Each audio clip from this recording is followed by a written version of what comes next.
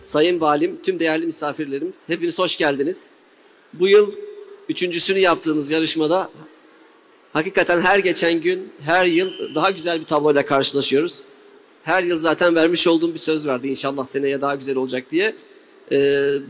Bunu hep beraber şahitlik ediyoruz ve bu beni en çok mutlu eden fotoğraf şu anda bu. Bugün sadece bir yarışmanın finalinde değil, Doğu Anadolu'da bir vizyonun, bir değişimin ve bir geleceğin inşasında birlikteyiz.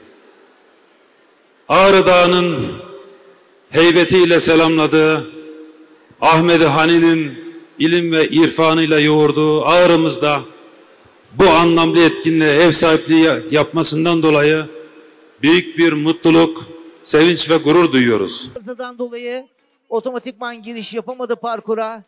Üçüncü parkurdaki teknik arıza var. Bekliyor muyuz? Evet, bekliyoruz şu anda.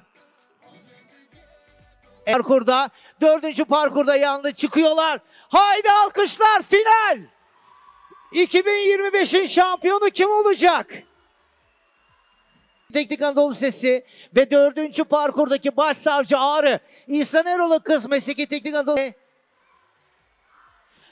Dördüncü parkurda başsavcı İhsan Erol'un kız atak yaptı.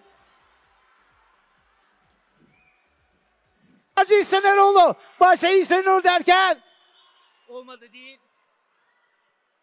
Tekrar buradan alıyormuş. Evet, kupalarını aldılar. Ve gördüğünüz gibi 75.000 TL'likte hediye çekinin sahibi oluyorlar. Yarışmaya başlamadan önce de konuşmasında sonuçta bir yarışmadır. Bir kazanan var ama burada herkes kazanıyor. Teknoloji kazanıyor, inovasyon kazanıyor. En önemlisi Ağrılı ve bu yarışmada bizlerle beraber 14 ilin o teknoloji harikası gençlerimiz kazanıyor.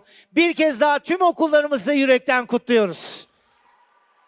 Ve şampiyon 100.000 TL'lik ödüllü de teknik ekibine kucak dolusu sevgiler, alkışlar teknik ekip için lütfen.